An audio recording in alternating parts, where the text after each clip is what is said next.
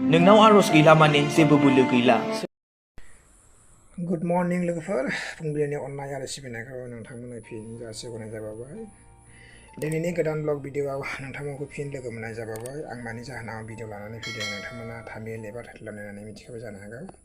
नोंथांमोना आंनि भिडिअखौ जोबजासिम नायलां होमब्लासो नोंथांमोना बुजिगोन आं नोंथांमोना बेखिनि भिडिअ लानानै फैबाय। आरो जायफ्रा मोजां मोनदों लाइक शेयार खालामनानै हो, कमेन्ट खालामनानै हो, जेन' आंनि गोदान गोदान भिडिअआ नोंथांनिसिम आपडेट सहैग्रोयो। आं बेखिनि भिडिअ लाबोनाय जाबाय। थेंक इउ भेरि माच।